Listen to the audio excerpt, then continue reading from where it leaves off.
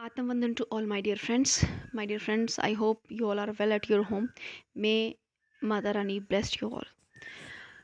तो जो आज मैं जिस बारे में बात करने वाली हूँ वो है कि अगर कोई ध्यानी व्यक्ति है या कोई मेडिटेटर है तो उसके क्या गुण हैं, उसमें ऐसे कौन कौन से गुण हैं जो उसमें होने चाहिए, या फिर जो व्यक्ति मेडिटेशन करने जा रहा है उसे ये गुण अवश्य धारण करने चाहिए, तभी वो इस मेडिटेशन में कुछ सफलता हासिल कर सकता है।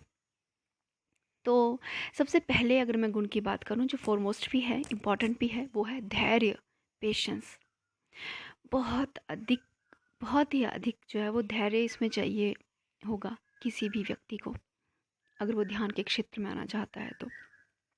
क्योंकि ध्यान में आने के बाद कुछ ज़रूरी बदलाव हमारी ज़िंदगी में होते हैं, लेकिन वो इतने स्लो हैं कि उतना सा पेशेंस तक हमें रखना पड़ेगा। सेकंड है एक्सेप्टेंस। जो कुछ भी मेरे आसपास हो रहा है वो मुझे पूर्ण रूप से स्वीकार है, ऐसा भाव होना चाहिए। चाहे सुख हो चाहे दुख हो, कुछ भी है मुझे स्वीकार है। किसी से कोई शिकायत नहीं है, किसी से कोई कंप्लेन नहीं है कि दुख मुझे क्यों आया, मेरे ही साथ क्यों, मैं ही क्यों।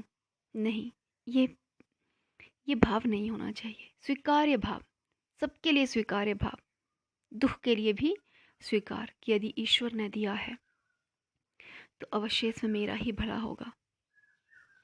तीसरा है ट्रस्ट, विश्वास, उस ईश्वरीय परम सत्ता पर संपूर्ण विश्वास।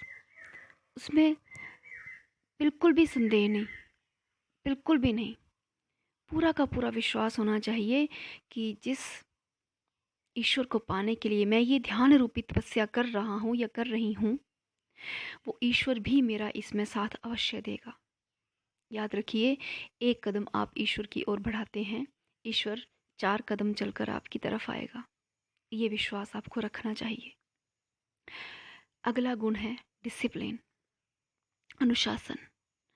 ध्यान में अनुशासन का बहुत महत्व है, क्योंकि जब हम ध्यान में आते हैं हमें अपने खान पान से लेके अपने सोशल लाइफ में भी थोड़े से चेंज करने पड़ते हैं। जैसे अगर आप बहुत तीखा खाते हैं तो आपको सादा खाना पड़ेगा, बहुत अधिक बात नहीं करनी है, और डेली मेडिटेशन करनी है। डिसिप्लिन किसका? डेली अपने आप को टाइम देने का। क्योंकि जो जोश में हम 1-2 दिन तो मेडिटेशन कर सकते हैं, लेकिन फिर कोई व्यक्ति है 10-15 दिन करके फिर वो छोड़ देगा। नहीं, ऐसा नहीं करना है। बस एक ज़िद होनी चाहिए, जुनून होना चाहिए कि मुझे रेगुलर करना है, रोज़ करनी है मेडिटेशन, मुझे रोज़ करनी है। डेली का डिसिप्लिन चाहिए। Next, will power. Will power इतनी स्ट्रांग हो कि कुछ भी हो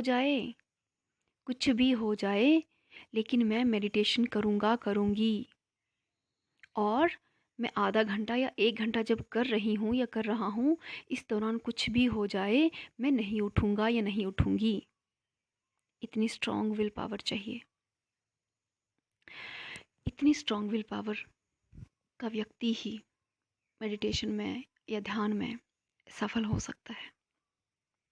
उसके बाद है ग्रेटिट्यूड। जो कुछ भी आपके पास है, जो कुछ भी कमियां हैं उन्हें भूल जाएं। जो कुछ ब्लेसिंग्स आपके पास हैं, आप खाना खा रहे हैं तो भी ग्रेटिट्यूड रखिए ईश्वर का। आप सांस ले रहे हैं शुद्ध हवा में तो ईश्वर का धन्यवाद कीजिए। इस पृथ्वी पर चल रहे हैं तो धरती माँ का धन्यवाद कीजिए। अर्थात आपकी हर छोटे छोटे काम में ग्रेटिट्यूड होना चाहिए। ग्रेटिट्यूड किया नहीं जाता वैसे। जैसे जैसे आप मेडिटेशन करने लगेंगे, ग्रेटिट्यूड का भाव अपने आप अंदर से आना शुरू होगा। उससे नेक्स्ट है यूनिवर्सल लव।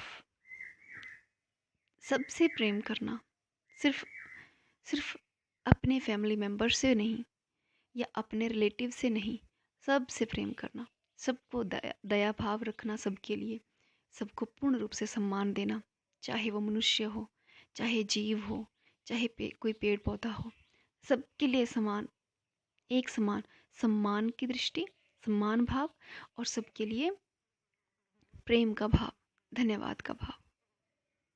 यदि ये गुण आप धारण करते हैं तो निसंदेह आप एक बहुत अच्छे ध्यानी होंगे और बहुत ही शीघ्र, बहुत ही जल्दी आप अपने ध्यान की यात्रा पूर्ण कर पाएंगे।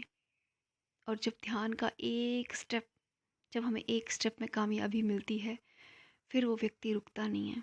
माय डियर फ्रेंड, अगर आप सोच रहे हैं कि आपने ध्यान करना है तो कम से कम 40 दिन का एक नियम बनाइए कि मुझे 40 दिन रेगुलर करेंगे, फिर आप पीछे मुड़ ना पाएंगे। लेकिन वो 40 डेज़ का डिसिप्लिन, 40 डेज़ की पेशेंस, 40 डेज़ का एक विल पावर, एक ट्रस्ट आपको रखना पड़ेगा।